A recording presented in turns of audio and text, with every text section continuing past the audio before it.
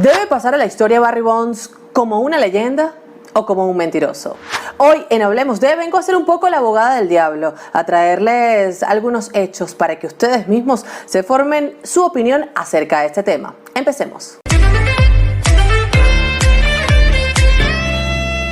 ¿Quién es Barry Bonds? Bueno, Barry Bonds es el único miembro del club de los 500-500. ¿Qué significa eso? Bueno, que conectó 500 o más cuadrangulares y se robó 500 o más bases.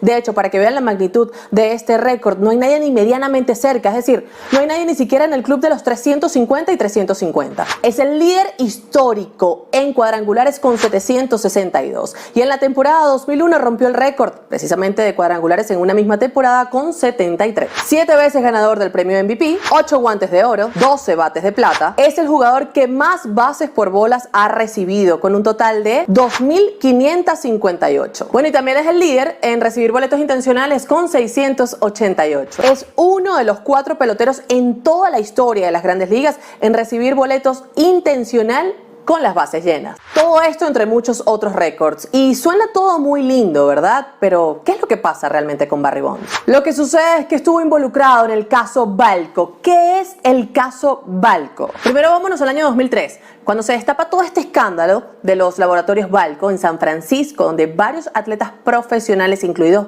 varios jugadores de las Grandes Ligas, se comprobó que estaban consumiendo sustancias que ayudaban a su rendimiento físico. Una de ellas, la más conocida de hecho, era la THG, le decían la limpia, debido a que no podía ser detectada en los controles antidopajes. Todo se complicó para Bonds cuando se destapó este escándalo. Entre los peloteros involucrados estuvo Jason Giambi. Atentos con esto, porque el entrenador de Bonds en ese momento era Greg Anderson, quien también mantenía una relación con Giambi, al que le enviaba los productos que se realizaban en Balco. Anderson fue uno de los primeros implicados en las investigaciones y esto obligó a Bonds a declarar bajo juramento en una corte. En ese día de 2003, el jugador no lo pensó 2 veces para afirmar con voz segura que nunca había utilizado sustancias prohibidas. Todo esto sucedía apenas 2 años después de que Barry Bonds había roto el récord que tenía Mark McGwire de más cuadrangulares en una misma temporada. Los investigadores profundizaron en el caso y 8 años después de su testimonio inicial, Bonds retornó al juzgado, ahora como acusado por 3 cargos de falsa declaración y 1 por obstrucción de la justicia. Desde el primer momento, la fiscalía intentó demostrar que Bonds había mentido en su testimonio ante un gran jurado en el año 2003, mientras la defensa enfocó su estrategia hacia el desconocimiento por parte del pelotero del uso de esas sustancias prohibidas. Si siguiéramos estos lineamientos, efectivamente Bonds entonces sí consumió esteroides, pero no mintió, porque él no sabía que las pastillas y las inyecciones que le estaba proporcionando su preparador físico estaban prohibidas. Tal vez los testigos principales de la fiscalía hayan sido los peloteros Jason y Jeremy Giambi, Marvin Benard y Randy Velarde, porque todos admitieron el empleo en múltiples ocasiones de drogas que les ofreció Anderson.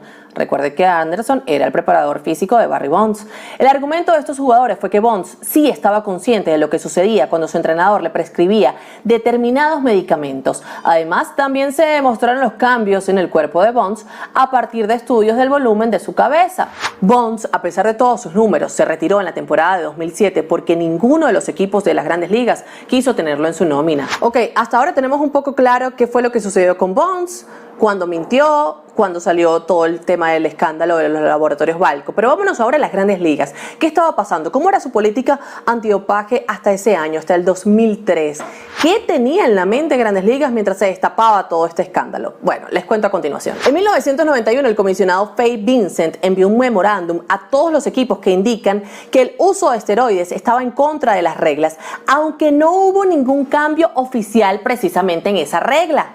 Vincent ha dicho que el memorándum fue concebido como una declaración moral de los jugadores en lugar de una legal, que la única forma en que un cambio podría hacerse era a través de la negociación colectiva. ¿Quién era Fay Vincent? Bueno, era el comisionado para la época y además lo pueden recordar porque fue el que expulsó, en ese momento era de por vida, a George Steinbrenner del béisbol, el dueño de los Yankees de Nueva York. ¿Por qué? Bueno, estaba involucrado en un tema de apuestas. Después de él vino Bob Selleck y revirtió esa decisión obviamente porque todos los dueños de equipo votaron a favor de que se revirtiera esa decisión del anterior comisionado. Recuerden que además el comisionado, el puesto del comisionado es un empleado realmente de los dueños de equipo en las grandes ligas. Pero bueno, avancemos en el tema de Barry Bonds. Tras el escándalo de los laboratorios Balco, finalmente las grandes ligas deciden prohibir expresamente el uso de esteroides. La medida fue aceptada por los dueños de equipos y también por los jugadores y se hizo pública a comienzos del año 2005, y en ese momento se trataba de lo siguiente: una primera prueba positiva resultaba en una suspensión de 10 juegos, una segunda prueba positiva acarreaba una suspensión de 30 juegos,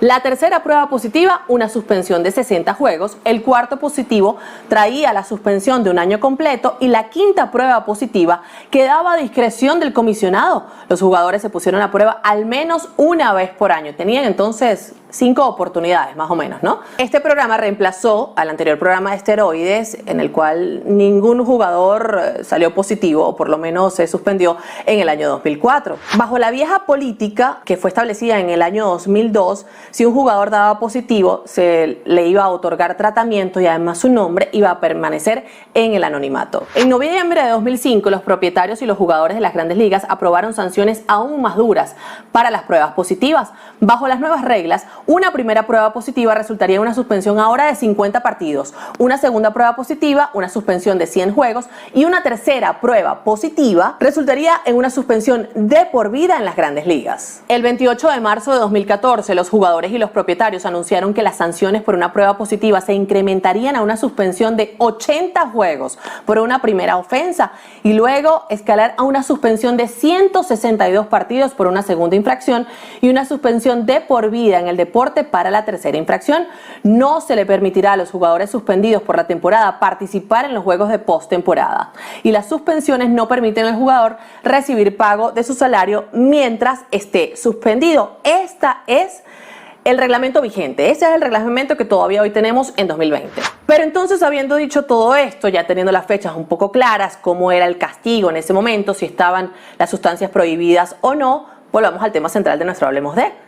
¿Merece Barry Bonds pasar a la historia como una leyenda o como un mentiroso? Barry Bonds era el mejor pelotero de las grandes ligas para el momento: velocidad, fuerza, vista en el plato, disciplina a la hora de seleccionar los lanzamientos, además de ser un excelente fildeador y tener un muy buen brazo. Todos estos eran atributos que distinguían a Bonds como un fuera de serie. Era tan temido que incluso en la temporada de 1998, mucho antes de todo este escándalo de los esteroides, le dieron un boleto intencional con las bases llenas. Y con esta jugada, poniendo a Bonds en primera, pues ponían en la carrera del empate en tercera, para que ustedes vean lo que prefería enfrentarse antes de tener que picharle a Barry Bonds. Antes de que fuese señalado en esta temporada 2003, Bonds ya tenía en su haber 8 guantes de oro, 10 bates de plata, 5 premios al jugador más valioso. Tenía además 11 apariciones en el Juego de las Estrellas y era el único pelotero con más de 400 cuadrangulares y más de 400 bases robadas. Exactamente 613 jonrones y 493 bases robadas. Estos números sin duda le tenían asegurado un lugar en Cooperstown. Ahora, te pregunto a ti, ¿cómo crees, viendo todos estos hechos, que debemos recordar a Barry Bonds? ¿Como una leyenda o como un mentiroso? Déjame tus comentarios acá abajo.